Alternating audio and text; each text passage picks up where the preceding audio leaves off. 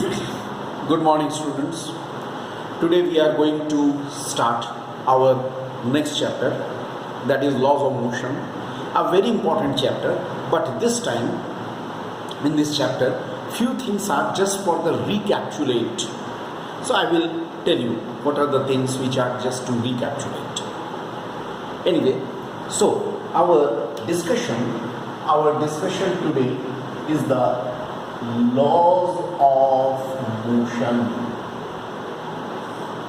This is the chapter to be discussed.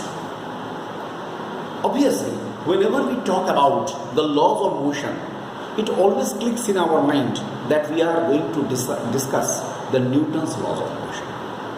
Newton's laws of motion, 3 laws, first, second and third, 3 laws are there. So we are first discussing these laws of motion, but here mind this, the laws are the same, but here we have the vectorial concept. Already we have done vectors in our motion in 2 dimension and all 3 dimension. In that we have discussed vectors. So application of vectors will be there.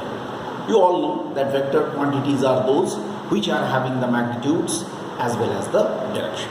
So let us start today the laws of motion. I am starting this chapter obviously with the first law. You can write down also first law. It states that all the bodies in the universe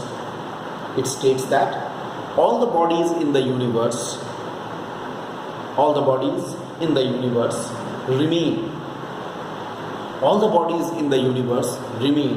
in the state of rest or in the state of uniform motion.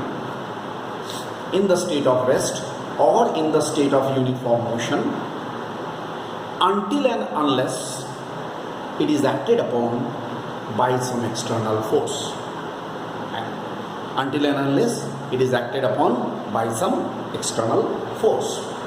Now, dear students, the first law of motion that gives us the hint regarding the 2 things I am getting: definition of force, and second is the concept of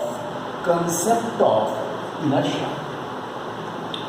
We are getting the idea of the definition of force, how the force can be defined, and secondly we can get the idea of the inertia also.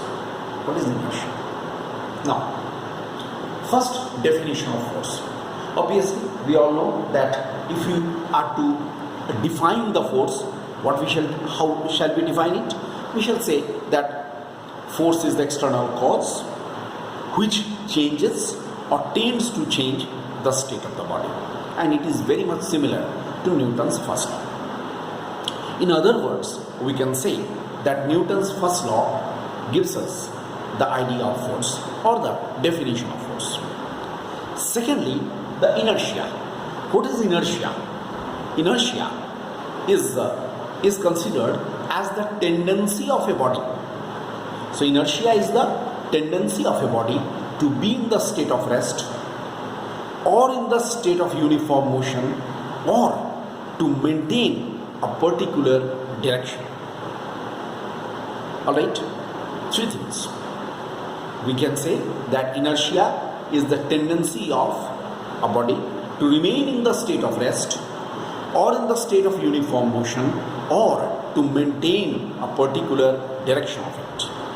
And accordingly, we can have 3 types of inertia: inertia of rest, inertia of motion, and inertia of direction. 3 things. Dear students, I know or I can feel that these things you know almost, but then too, as I told you, these are just to recapitulate. In our syllabus it is written, it is to recapitulate. I will tell you regarding the syllabus again and again. So it is of inertia of rest. What is inertia of rest? In case inertia of rest means the body has a tendency to be in the state of rest. The body has a tendency to be in the state of rest. Example is very good example is if a person is moving on a train.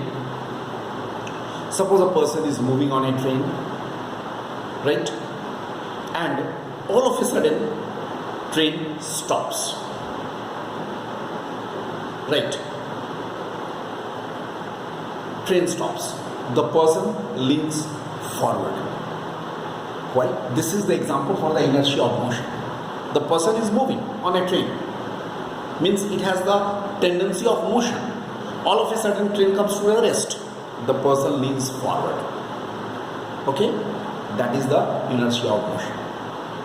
Whereas, just contrary to it, a person is sitting on a train and the train is at rest.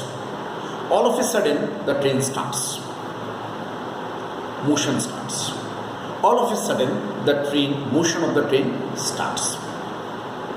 Okay? What will happen? The person will lean backward. The person leans backward. Right? It is due to the inertia of rest because the person has a tendency to be at rest. Such type of many examples are there. But what is the inertia of direction? Inertia of direction. Very good example I am giving you the inertia of direction is suppose there is a stone.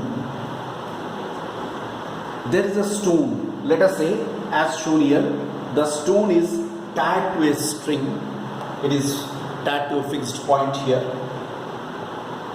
Okay. It is the stone tied to a string and it is fixed to a point. Yeah. And it is, suppose this stone is whirled. घुमाया जा रहा है. The stone is whirled in a horizontal circle. The stone is whirled in a horizontal circle. Okay. All of a sudden the string of this stone, the string with which the stone is tied is cut.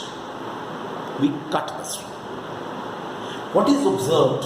It is observed that the stone moves tangential direction, in the tangential direction. First of all, I want to discuss what is actually the inertia of direction. In case of the inertia of direction, any body will try to maintain its motion. The body will have a tendency to maintain its motion, direction of the motion. ये अपने direction of motion को maintain करेगा. कैसे maintain करेगा? हम लोग already पढ़ चुके हैं पहले इन kinematics. From the knowledge of kinematics, we know that if a body is moving in a circular path, then what happens?